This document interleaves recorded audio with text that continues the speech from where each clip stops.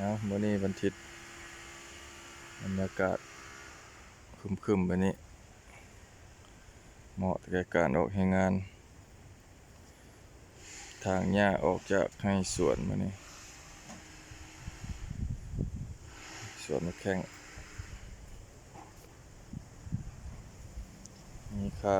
น้อย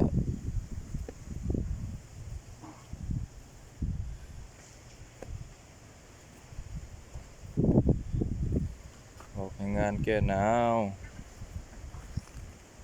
ป้ามะแข้งขม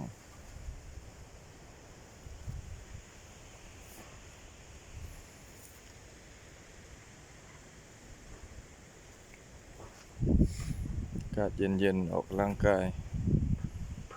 เหงื่อออก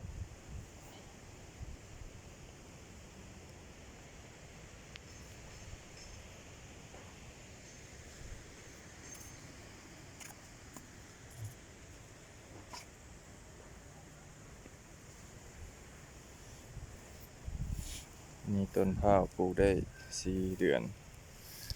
4-5 เดือนนี่แหละ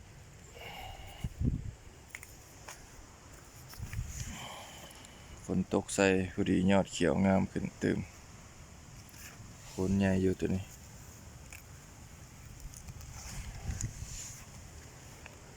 ผักยะโฮมฝนตกใส่กำลัง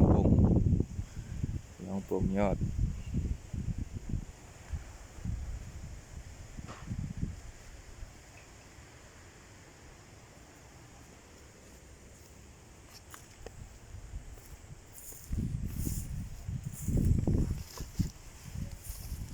นี่ข้าวเพาะไว้เกียมเสียวลงปลูกฤดูนี้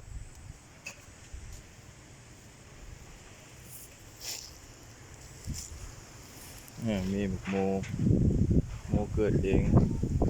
หลายหน่วยเติบนี่กล้วยกำปลูกซ้อนต้นได้ต้นเดียวไว้หน่วยเป็นสีม่วงนี่หมกโมเป็นตาได้กินได้อยู่เลยนี่เป็นตากินได้อยู่นี่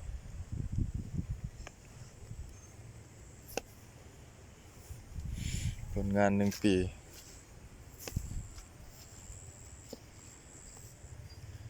เป็ดก็กำลังเป็นมาก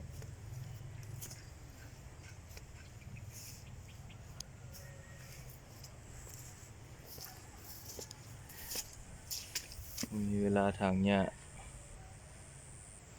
กำลังเป็นมากเบิดเผ็ด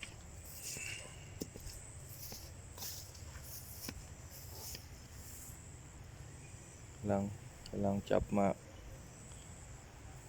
สิดกอยู่ต้นนี้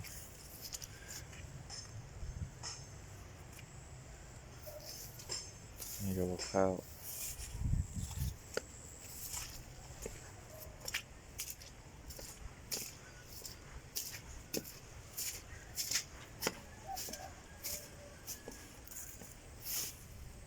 จับมากแต่หญ้าขึ้นหลายนี่ก็จับแล้วตัวนี้น้อยก็เป็นแล้วนี่หญ้าหกหลายแถวนี้ทางบ่ไหว